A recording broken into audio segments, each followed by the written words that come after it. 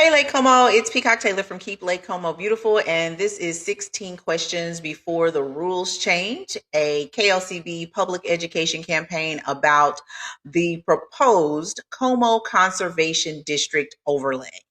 Now, KLCB submitted a 21-page written record and 16 questions to the city of Fort Worth um, around the 21st of July because the current proposal, it's 58 pages, still contains a bunch of conflicting standards, unclear procedures, and unanswered questions that could affect our homes, repairs, additions, and property use, the affordability, and future investment right here in Lake Como.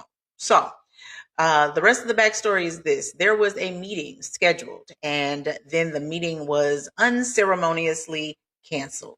However, because we did put those questions on the official record, the questions were not canceled. To get more people in the room that they tried to shut down, a campaign was born. To participate, you do not need to be any kind of planner, an attorney, or a policy expert. Basically, you need 5 minutes, an email account, and the template that I'm going to put in the comments below. The template is my way of helping more people explain how today's question, we're on question 3, could affect your home, your family, your property, your business, or simply your connection to Lake Como. Now, you may be asking, why should I participate? And the question is really, really simple. Collectively, if we do not start acting collectively, the more residents we have on this, the more stakeholders that participate, that creates more pressure for the city of Fort Worth to provide complete answers to any question that we have, not just this one.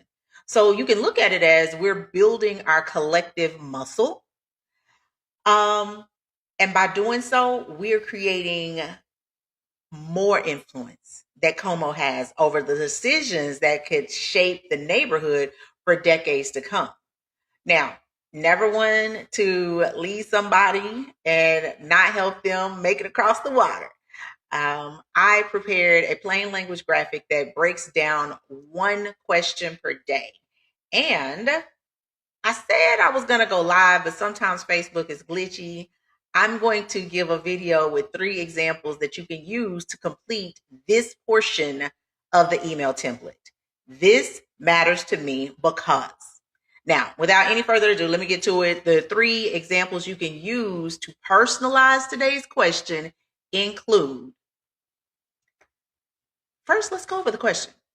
Can a small room become consensus? Basically, if you're a resident, you can ask, this matters to me because I was not in the room and my absence should not be interpreted as agreement.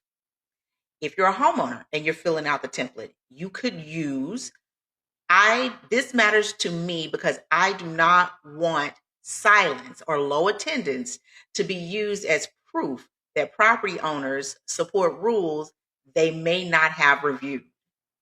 And let's just say you're a descendant. You own property out here that belonged to someone, they left it to you, you inherited it. Many people who still care for family members or family property no longer live nearby, so a small gathering cannot represent everyone with a legitimate stake.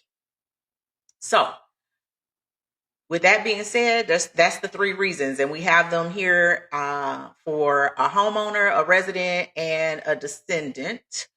So basically, choose the example that comes closest to your experience, rewrite it in your own voice, and add it to today's email template. You're going to send it to the 2 emails in the comments below and save a copy of the city's written response. You should expect a written response when it arrives. Need help? I can provide technical assistance. You can message me, you can email me, you can call me, or you can stop by the KLCB office on Bonnell. Remember, all we need is 5 minutes, one personalized email, one more voice in the written record to be successful at this. Talk soon.